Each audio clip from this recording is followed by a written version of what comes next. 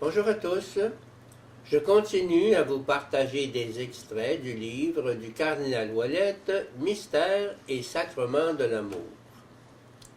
La messe est-elle un sacrifice de l'Église? Il faut se référer à la sponsalité entre l'homme et la femme dans leur décision libre et souveraine de se confier mutuellement l'un à l'autre.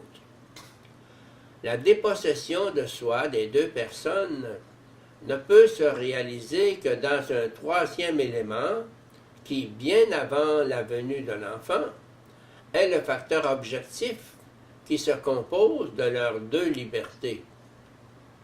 Leur consentement, leur promesse solennelle, où chacun donne son assentiment définitif à la liberté de l'autre et à son mystère, s'en remettent à ce mystère.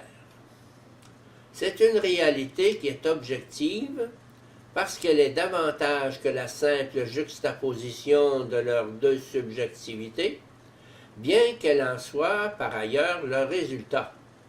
Leur volonté se fait une, appartenir l'un à l'autre. Elle se situe au-delà d'eux-mêmes et en eux-mêmes, de sorte qu'aucun des deux ne peut revendiquer à soi l'unité qui s'ensuit. Au moment où deux libertés se confient l'une à l'autre de façon définitive, elles doivent reconnaître, selon Balthazar, la présence d'un troisième élément qui est plus que la somme des deux et qui constitue la règle de leur réciprocité et dont la naissance à venir d'un enfant témoignera de façon féconde. Balthazar explique, à partir de la théologie sponsale de saint Paul et de sa pensée eucharistique, l'alliance éternelle entre Dieu et l'homme à travers la relation sponsale Christ-Église, constituée essentiellement du mode eucharistique du Christ de se donner à son épouse.